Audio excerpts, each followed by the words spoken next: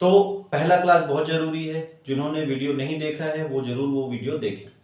आज हम लोग देखेंगे प्रॉपर्टी ऑफ चार्ज, मतलब आवेश के गुण धर्म। ये आवेश जो है, जैसे हम लोगों ने बताया, जैसे मैंने कल बताया आप लोगों को कि Q जो होता है वो आवेश होता है, पॉजिटिव भी हो सकता है, निगेटिव भी हो सकता है। जैसे इलेक्ट्रॉन पे नेगेटिव चार्ज होता है, प्रोटॉन पे पॉजिटिव चार्ज होता है। तो उसकी क्या क्या प्रॉपर्टीज होती है। इसकी सबसे पहली प्रॉपर्टी होती है एडिटिविटी या फिर योगात्मक गुणधर्म। एडिटिविटी का मतलब यह है कि सीधा सीधा आपको क्या कर देना है, Q1 plus Q2 plus Q3 up to Qn, ये एक तरीके से एडिटिविटी है। जैसे मेरे पास टोटल चार्ज देखना है तो 1 माइक्रोकुलाम है, फिर 2 माइक्रोकुलाम, फिर 3 माइक्रोकुलाम है, फिर 4 माइक्रोकुलाम है। तो इस तरीके से 1 प्लस 2 प्लस 3 प्लस 4, ऐसा एडिटिव जो नेचर। जैसे आपके पास मान लो कोई 1 रुपए है, अब आपको किसी ने 2 रुपए दे दिए तो टोटल आपके पास 3 रुपए बन गए। आपको किसी ने 5 रुपए दे दिए तो 3 और 5 8 रुपए बन गए। किसी ने 2 रुपए और दे दिए तो आपके पास 10 रुपए बन गए। समझ में आई ना बात। तो इसी तरीके से हम देखते हैं कि चार्ज जो होता है वो एडिटिव नेचर का होता है। किस तरीके से हम चार्ज को योग में ला सकते हैं, जोड़ा जा सकता है। साधारण तौर पे बीज गणितीय रूल का ये पालन करता है, सीधा सीधा आपको जोड़ना है, आपको कोई स्पेशल टाइप का रूल्स रेगुलेशन नहीं लगाना है। ठीक है। सेकेंड होता है हमारा कंजर्वेशन ऑफ चार्जेस। कंजर्वेशन का मतलब होता है आवेश संरक्षण, इसको हम लोग बोलते हैं आवेश संरक्षण। मैंने आप लोग को पहले बताया कि आवेश जो होता है एक तरीके का एनर्जी ही है।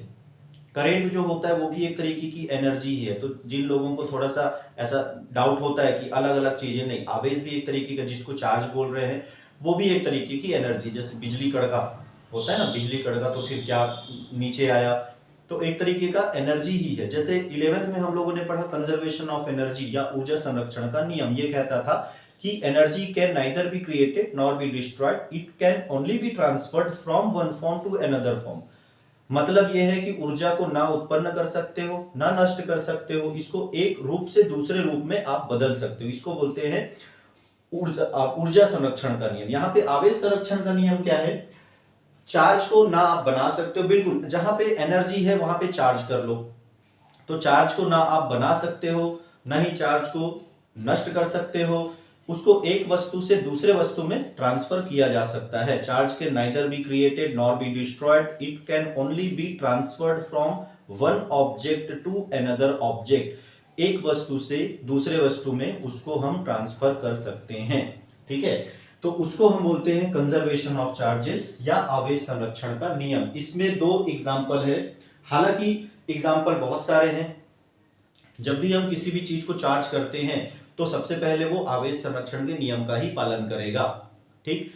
ऊर्जा संरक्षण के नियम का पालन हमेशा होता है। यदि कोई रूल्स रेगुलेशन है जो ऊर्जा संरक्षण के नियम का पालन नहीं करता है तो वो रूल्स रेगुलेशन जो है वो नहीं माना जाता है। तो अभी तक मेरा पढ़ा हुआ फिजिक्स में ऐसा कोई रूल्स रेगुलेशन नहीं है जो कंजर्वेशन ऑफ एनर्जी को नहीं मानता है। तो कंजर्वेशन ऑफ एनर्जी को, हाँ, हमको उसको एनर्जी के फॉर्म पे चीजों को लाना पड़ता है। ठीक है। यूनिवर्स में सब चीज एनर्जी एनर्जी एनर्जी, बस सीधी सी बात है। एनर्जी को बोलने का तरीका अलग होता है, हर कोई उसको अलग अलग तरीके से बोलता है, लेकिन फिजिक्स में हम लोग बात करते हैं सिर्फ एनर्जी की। आप पॉजिटिव एनर्जी की बात कर सकते हो, आप निगेटिव एनर्जी की बात कर सकते हो। ठीक। तो उसी तरीके से पहला जो प्रोसेस होता है इसको हम लोग बोलते हैं युग्म उत्पादन की प्रक्रिया। अब देखो, युग्म उत्पादन या इसको बोलते हैं हम लोग पेयर प्रोडक्शन। Pair production. अब ये पेयर प्रोडक्शन क्या होता है, जो गामा रेज होती है वो गामा रेज इलेक्ट्रॉन और पॉजिट्रॉन में डिवाइड हो जाती है। कहने का मतलब है जो गामा रेज है, ठीक है, न्यूक्लियर रिएक्शंस जब होती हैं, जब गामा रेज निकलती हैं, तो ये जो गामा रेज होती है, गामा रेज इलेक्ट्रॉन और पॉजिट्रॉन से मिलकर बनता है। अब इलेक्ट्रॉन लगभग सबने सुना है इलेक्ट्रॉन क्या होता है। पॉजिट्रॉन थोड़ा नया हो जाता है, तो जिन्होंने पॉजिट्रॉन नहीं सुना है उनको मैं बता दूं, पॉजिट्रॉन जो होता है वो एंटी इलेक्ट्रॉन बोलते हैं। जैसे सीधी सी बात है, इलेक्ट्रॉन का जुड़वा भाई, आप ऐसा इसको समझ सकते हो। नेचर अलग अलग है, जुड़वा भाई होते हैं ना, एक का नेचर अलग एक का नेचर अलग। तो इलेक्ट्रॉन या एंटी इलेक्ट्रॉन इसको बोला जाता है। इलेक्ट्रॉन का जुड़वा भाई आप मान सकते हो, दोनों का मास लगभग सेम रहेगा, लेकिन चार्ज जो है 9.1 10 टू दी इसका जो चार्ज है 1.6 10 to the power minus 19 coulomb का निगेटिव नेचर, और इसका चार्ज आ जाता है उतना ही चार्ज जितना इलेक्ट्रॉन का है, उतना पॉजिटिव चार्ज। तो कुल मिला के इलेक्ट्रॉन और पॉजिट्रॉन को यदि मैं मिला दूं, दोनों डिफ्यूज हो जाएंगे, दोनों एक दूसरे के चार्ज को न्यूट्रलाइज कर देंगे। तो गामा रेज से क्या मिलता है, इलेक्ट्रॉन और पॉजिट्रॉन। अब यदि कोई पूछे कि भाई पेयर प्रोडक्शन को बताओ, तो आप बता देना आसानी से कि जो गामा रेज होता है वो किससे मिलकर बनता है, इलेक्ट्रॉन और पॉजिट्रॉन से। तो गामा रेज से हम क्या जनरेट कर सकते हैं, इलेक्ट्रॉन और पॉजिट्रॉन जनरेट कर सकते हैं। गामा रेज में नेट चार्ज कितना होता है, क्यू नेट 0, और यहां इन दोनों को मिला के यदि हम नेट चार्ज की बात करें तो क्यू नेट कितना हो गया, 0। तो ये है हमारा कंजर्वेशन ऑफ चार्जेस, पहला रूल। ठीक, दूसरा रूल जो होता है कंजर्वेशन ऑफ चार्जेस का, एनिहिलेशन प्रोसेस। दूसरा जो प्रोसेस है एनिहिलेशन, या इस प्रक्रिया को हम लोग बोलते हैं शून्यकरण की प्रक्रिया। ठीक इसकी उल्टी प्रक्रिया, इलेक्ट्रॉन और पॉजिट्रॉन दोनों मिलकर क्या बना देंगे, गामा रेज, है ना। तीसरा जो होता है न्यूक्लियर रिएक्शंस जब होते हैं, तो न्यूक्लियर रिएक्शन पे U-238 को जब हम लोग प्रोसेस में लाते हैं, तो यहां भी जो आगे प्रोडक्ट बनता है वो प्रोडक्ट भी हमारा किसको फॉलो करता है, कंजर्वेशन ऑफ चार्ज को फॉलो करता है। आप लोगों ने 10th में न्यूक्लियर रिएक्टर पढ़ा होगा। तो न्यूक्लियर रिएक्शंस की जब प्रक्रिया होती है, तो न्यूक्लियर रिएक्शंस में हम लोग यूरेनियम 235 या यूरेनियम 238 का यूज करते हैं। तो यूरेनियम 235 को जब आगे प्रोसेस में लाया जाता है, बहुत सारी चीजें थोरियम वगैरह बनती हैं, तो लेफ्ट हैंड साइड का इधर का टोटल चार्ज और इधर के टोटल चार्ज दोनों क्या होते हैं, इक्वल होते हैं।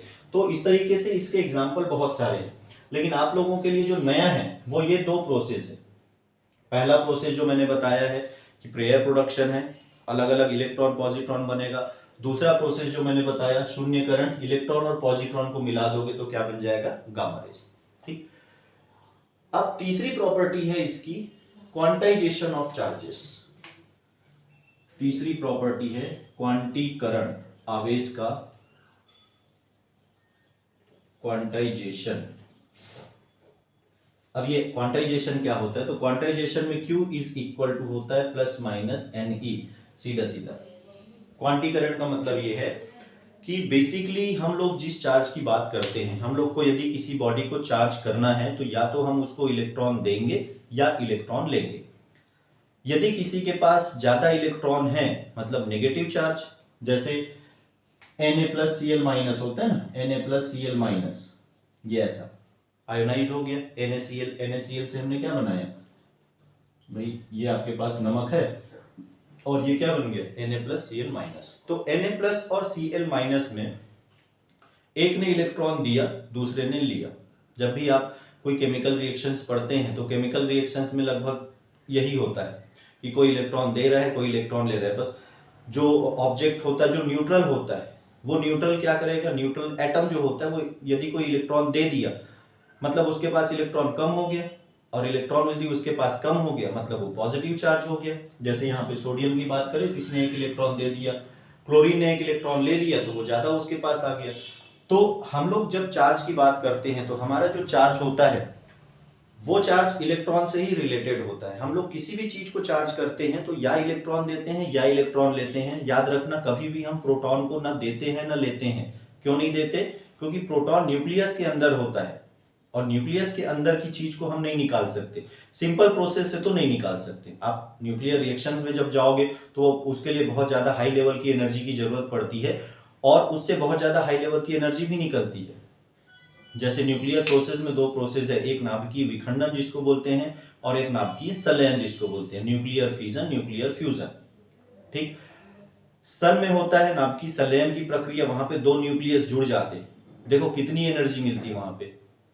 जो हमारा एटम बम बना है वो न्यूक्लियर नाभिकीय विखंडन की प्रक्रिया से बना है, वहां पे न्यूक्लियस को तोड़ा जाता है। तो बहुत लार्ज अमाउंट की एनर्जी की वहां जरूरत भी पड़ती है और निकलता भी बहुत बड़ा है। हम लोग को सिंपल चार्जिंग करना है, हम लोग को कोई न्यूक्लियस को तोड़ना नहीं है। जितने लोगों को यहाँ पे थोड़ा सा डाउट रहता है, कई लोगों को डाउट होता है कि प्रोटॉन देंगे या लेंगे तो क्या होगा, तो ऐसा नहीं, प्रोटॉन आप ना दे सकते हो ना ले सकते हो, आपके पास इतनी एनर्जी नहीं है कि आप प्रोटॉन दोगे या लोगे। आप सिंपल जब फ्रिक्शन करते हो, आप जैसे इस तरीके से मैं ऐसा फ्रिक्शन किया, ऐसा रब्ड किया और ऐसा कागज के पास में रख दिया, तो क्या किया, छोटे छोटे टुकड़ों को अट्रैक्ट किया, किया ना, अट्रैक्ट किया। तो मैंने कुछ नहीं किया, मैंने सिंपल रब्ड किया, रब्ड करने से इलेक्ट्रॉन को एनर्जी मिली और इलेक्ट्रॉन हो सकता है कि यहाँ के इलेक्ट्रॉन निकल गया हो या फिर हो सकता है कि यहाँ पे इलेक्ट्रॉन आ गया हो। कुल मिला के ये पॉजिटिव या नेगेटिव चार्ज बन गया। इसके बाद में अब इसने क्या किया, आसपास के चार्ज को इकट्ठा करना शुरू कर दिया, अट्रैक्ट करना शुरू कर दिया, खींचना शुरू कर दिया। ठीक है, तो हमारे पास जो बॉडी, चार्ज बॉडी है, वो डिपेंड करता है कि कितने इलेक्ट्रॉन हमारे पास हैं।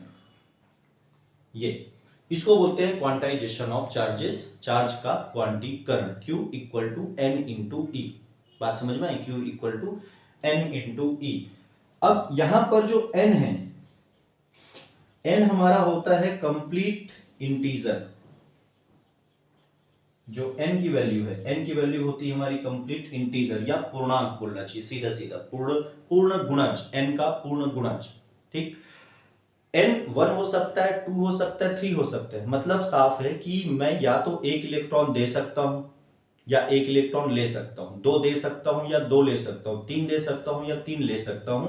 इलेक्ट्रॉन बेसिक फंडामेंटल पार्टिकल माना जाता है, तो इलेक्ट्रॉन को आधा आधा नहीं करने का है ना। कई लोग बोलते हैं कि भाई आधा इसके पास चले जाए, आधा इसके पास चले जाए, तो वैसा नहीं, इलेक्ट्रॉन को हमको आधा आधा नहीं करना है।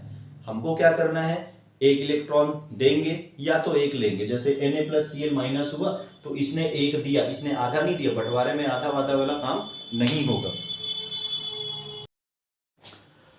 हाँ, तो मैं ये बता रहा था कि जब भी बंटवारा होता है तो बंटवारे में आधा आधा वाला काम नहीं करना है। इलेक्ट्रॉन को जब देते हैं तो इलेक्ट्रॉन को पूरा देंगे। बात समझ में आई ना। तो इस तरीके से n की वैल्यू या तो 1 होगा या 2 होगा या 3 होगा या 4 होगा, ऐसा कंप्लीट इंटीजर होगा। n का वैल्यू कभी भी 1/2, 3/2, 5/2 इस टाइप का नहीं होगा, तो इसको याद रखना। n का वैल्यू कभी भी फ्रैक्शन के फॉर्म पे नहीं आएगा। n का वैल्यू हमेशा कैसा आएगा, 1/2, 3/2, 5/2 में नहीं आएगा। आएगा कैसा, 1, 2, 3, 4, ये कंप्लीट इंटीजर के फॉर्म पे आएगा। बात समझ में है। इस तरीके से अब देखो, मान लो 1 कूलाम का चार्ज हम लेते हैं, चार्ज की यूनिट कूलाम होती है, साइंटिस्ट के नाम पे रखा हुआ है ना। 1 कूलाम का चार्ज हम लेते हैं, तो 1 कूलाम का चार्ज, इसमें Q is equal to N into E लगा दो। तो Q मैंने ले लिया 1, n इंटू ई, तो n इक्वल टू हो गया 1/e। तो 1/e का वैल्यू रखोगे आप 1.6 10⁻⁻19। इसको सॉल्व करोगे तो 6.625 10⁻18 इलेक्ट्रॉन, ये हमारा n का वैल्यू होता है, 6.625 10⁻18 इलेक्ट्रॉन। ठीक, मतलब जब हम लोग चार्ज की बात करते हैं, जैसे मैं बोल रहा हूं कि मेरे पास 1 कूलाम का चार्ज है, तो 1 कूलाम का चार्ज अपने आप में बड़ी इकाई, बड़ी यूनिट होती है, बड़ी इकाई होती है। 1 कूलाम का चार्ज है, मतलब मेरे पास कितने इलेक्ट्रॉन हैं, 6.625 10⁻18 इलेक्ट्रॉन। कई लोगों को अभी जैसे डाउट होता है कि मैंने बताया कि पॉइंट में नहीं लेना है, तो कई लोगों को डाउट हो जाएगा कि यहाँ 6.625 है, ऐसा नहीं, मल्टीप्लाई करोगे तो वो पूरा गुणज में आ जाएगा। बात समझ में, 10⁻18 इलेक्ट्रॉन बहुत होता है। 10⁻18 मतलब मिलियंस, बिलियंस, ट्रिलियंस, उससे भी ज्यादा इलेक्ट्रॉन। इतने इलेक्ट्रॉन सिर्फ होते हैं 1 कूलाम के चार्ज में। तो यदि आपके पास 2 कूलाम का चार्ज है तो ये डबल हो जाएगा, 3 कूलाम का चार्ज है तो डबल होगा। तो आपको एक चार्ज बोला जाता है कि मेरे पास इतना चार्ज है, तो यूनिट यदि आपको समझ में आ गया कि मेरे पास कितने कूलाम का चार्ज है, किसी ने बोल दिया तो कितने कूलाम का चार्ज है, तो आप वहां बता सकते हो कि इतने इलेक्ट्रॉन हैं। यदि इतने पॉजिटिव है तो 1 कूलाम का, यदि इतने इलेक्ट्रॉन दे दिए गए तो 1 कूलाम का पॉजिटिव चार्ज मतलब इतना इलेक्ट्रॉन दिया, 1 कूलाम का नेगेटिव चार्ज मतलब इसने इतना इलेक्ट्रॉन लिया। बात समझ में है। तो इसको हम लोग बोलते हैं क्वांटीकरण, या इसको हम लोग बोलते हैं क्वांटाइजेशन का प्रोसेस। तो ये बेसिक प्रॉपर्टीज है। जब हम लोग चार्ज की बात करते हैं तो चार्ज में ये 3 चार्ज की बेसिक प्रॉपर्टी है, और ये तीनों चार्ज की बेसिक प्रॉपर्टी जो है वो आपको पता रहना चाहिए। यदि एग्जाम में आता है, यदि 12th के देने वाले स्टूडेंट हैं तो ट्वेल्थ में तो ये आता है, व्हाट इज क्वांटाइजेशन प्रोसेस, है ना। तो ट्वेल्थ वाले बच्चों के लिए तो ये इंपॉर्टेंट है ही, साथ में जो बच्चे कंपटीशन की तैयारी कर रहे हैं उनके लिए भी ये इंपॉर्टेंट है कि आप किस तरीके से नंबर ऑफ चार्जेस कैलकुलेट करोगे किसी भी चीज में, और किस तरीके से उसमें इलेक्ट्रॉन कैलकुलेट करोगे कि इलेक्ट्रॉन कितना डिफिशियंट है या कितना एक्सेस ऑफ इलेक्ट्रॉन मिला हुआ है ना। तो इस तरीके से हम उसको कैलकुलेट कर सकते हैं। ठीक, हमारा अगला टॉपिक है कूलाम्स लॉ। ये बहुत इंपॉर्टेंट टॉपिक है, ट्वेल्थ के पॉइंट ऑफ व्यू से भी इंपॉर्टेंट है, एग्जाम के पॉइंट ऑफ व्यू से भी इंपॉर्टेंट है। यदि आपको कूलाम्स लॉ नहीं आता है तो फिर आपका इलेक्ट्रोस्टैटिक बिल्कुल नहीं बनेगा, बता दो, ये आपको जानना ही चाहिए। कूलाम्स लॉ बताना ही पड़ेगा। कूलाम्स लॉ कैसा होता है, दो चार्ज के बीच का फोर्स, जो कूलाम्स लॉ बताता है किस तरीके का फोर्स होता है। तो कूलाम्स लॉ ये कहता है कि मेरे पास मान लो दो चार्ज है, एक चार्ज है Q1, एक चार्ज है Q2, दोनों के बीच का डिस्टेंस मैंने मान लिया r। आपने न्यूटन्स ग्रेविटेशनल लॉ यदि पढ़ा तो बिल्कुल वैसा ही है। न्यूटन्स ग्रेविटेशनल लॉ क्या कहता है कि दो प्लेनेट के बीच में फोर्स लगेगा। अब वो फोर्स ऑफ अट्रैक्शन जो है वो कैसे लगेगा, तो वो हमने 11th में पढ़ा हुआ है ना।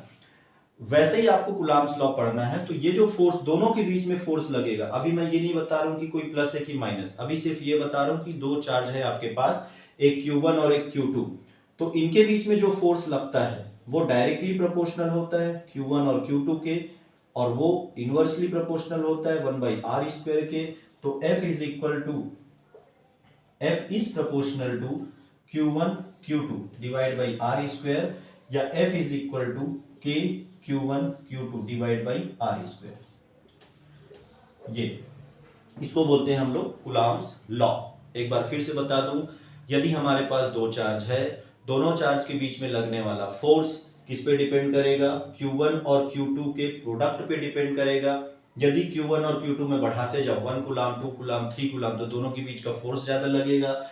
और दोनों के बीच के डिस्टेंस पे डिपेंड करेगा कि दोनों के बीच का डिस्टेंस यदि ज्यादा है तो फोर्स कम होगा, और दोनों के बीच का डिस्टेंस यदि कम है तो फोर्स ज्यादा लगेगा। ठीक, अब यहां पे एक नया चीज मैंने लाया, के को बोलते हैं हम लोग कांस्टेंट, और ये कांस्टेंट होता है हमारा 9 × 10⁹ न्यूटन मीटर स्क्वायर पर कूलाम स्क्वायर, ये कांस्टेंट की वैल्यू है।